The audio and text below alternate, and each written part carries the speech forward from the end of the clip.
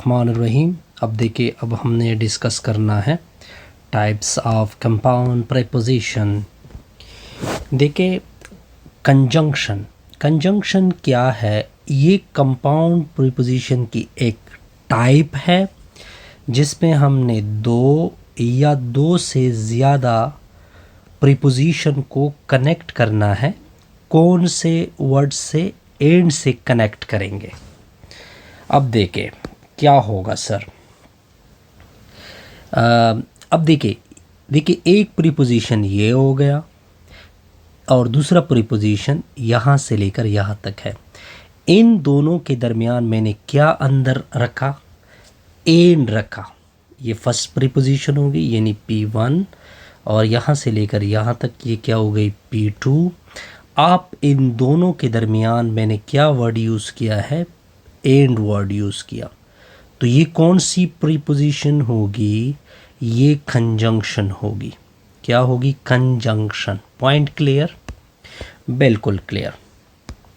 अब देखिए यहाँ पे जो फर्स्ट प्रीपोजिशन होती हैं इसको एंटीसेडेंट कहते हैं, एंटीसेडेंट कहते हैं, और दूसरी इसके बाद आती है और उसको कहते हैं कंसीक्वेंट। क्या बोलते हैं जी? कंसीक्वेंट। ये पॉइंट क्लियर होगा? बिल्कुल क्लियर। अब हम बनाते हैं जी, और इसके अलावा अगर मैं यहाँ पे रखूँ P1 एक फर्स्ट प्रीपोजिशन, फिर अगर मैं डॉट रखूँ Q, ठीक हो गया, यानी P और Q, तो इसके लिए डॉट P यूज़ किया। एंड की जगह मैं डॉट भी यूज़ कर सकता हूँ कंजंक्शन के लिए। अब इसका ट्रुथ टेबल बनाते हैं कि इसके ट्रुथ टेबल क्या होगा।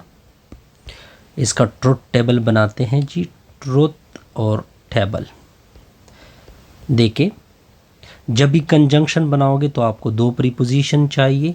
आपको क्या प्रीपोजिशन चाहिए? दो। तो इसमें टोटल ट्रुथ वैल्यू क्या आएगी? आपकी कितनी प्रीपोजिशन है? 2 की पावर 2। तो इसकी प्रीपोजिशन की तादाद कितनी होगी? टोटल ट्रुथ वैल्यू 4 आएगी। अब मैं प्रॉपर बना सकता हूँ। अब आपने सबसे पहले P लेना है, फिर आपने Q लेना है, फिर आपने P एंड Q करना होगा। देखते जाइए, और P डॉट Q भी लिख सकते हैं। तो देखते जाइए। देखिए जो P प्रीपोजिशन होता है उसके फर्स्ट टू ट्रू होते हैं और लास्ट टू क्या होते हैं? फॉल्स होते हैं। ये आपने इसके लिए याद करना है। अब जो Q प्रीपोजिशन होता है उसका फर्स्ट ट्रू, सेकंड फॉल्स और फिर ट्रू, फिर फॉल्स। ये भी आपने Q के लिए आपने क्या करना होता है? याद करना है। अब देखिए इसके लिए अब आपने सीखना क्या है। जब दोनों ट्रू हो, जब दोनों क्या हो? ट्रू हो, यानी टी के साथ जब एंड हो रहा हो टी का, तो इसका रिज़ल्ट हमेशा क्या होता है? ट्रू होता है। ये वो केस है जिसमें रिज़ल्ट हमें हमेशा कंजंक्शन की सूरत में क्या मिलता है? ट्रू मिलता है। अदरवाइज सारे क्या होंगे? फॉल्स होंगे। अब देखिए दोनों ट्रू हैं, रिज़ल्ट ट्रू है।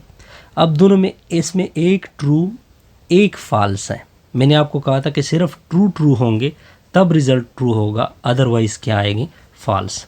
अब देखिए एक ट्रू और एक फॉल्स, फिर भी रिज़ल्ट फॉल्स होगा।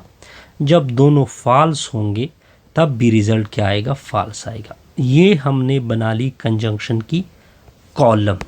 पॉइंट क्लियर जी? बिल्कुल क्लियर। ये चंद चीज़ें थी जो कि मैंने आपके सामने रख ली।